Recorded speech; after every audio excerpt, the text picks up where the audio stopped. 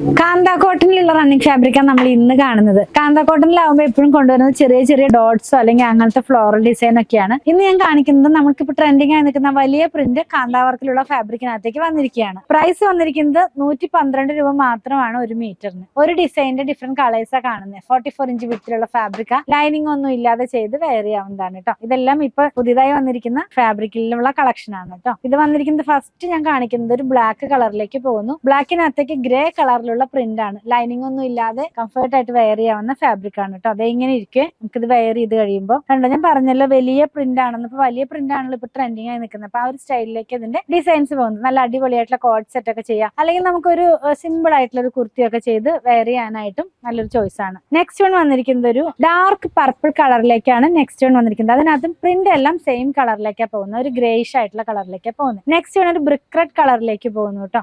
എല്ലാം ഡാർക്ക് ടോണിലേക്കാണ് വരുന്നത്. അപ്പൊ നമുക്ക് ഡെയിലി വെയർ ആയിട്ടുള്ള കുർത്തികൾ, ഈ വർക്കിംഗ് വുമൻസിനൊക്കെ വെയർ ചെയ്യാവുന്ന സ്റ്റൈലിലേക്കുള്ള കുർത്തികളൊക്കെ ചെയ്യാനായിട്ട് ഇത് യൂസ് ചെയ്യാവുന്നതാണ്. ലാസ്റ്റ് വൺ വന്നിരിക്കുന്നത് ഒരു ബ്ലൂ കളറിലേക്ക് പോകുന്നു കേട്ടോ. ആ ബ്ലൂ എന്ന് പറയുമ്പോൾ നേവി ബ്ലൂ അല്ല, എന്ന പീക്കോക്ക് ബ്ലൂ അല്ല, അതിന്റെ രണ്ടിന്റെ ഇടയിൽ നിൽക്കുന്ന ഒരു കളറിലേക്കാണ് ഇത് വന്നിരിക്കുന്നത്. ഇത് വെയർ ചെയ്യുമ്പോൾ ഇങ്ങനെ വരുന്നേ കുറച്ച് വലിപ്പമുള്ള ആ ഒരു നല്ല ഭംഗിയുള്ള പ്രിന്റുകളാണ്. പർച്ചേസ് ചെയ്യാനായിട്ട് ഇതിൽ കൊടുത്തിട്ടുള്ള നമ്പറുമായി കോൺടാക്ട് ചെയ്യുക.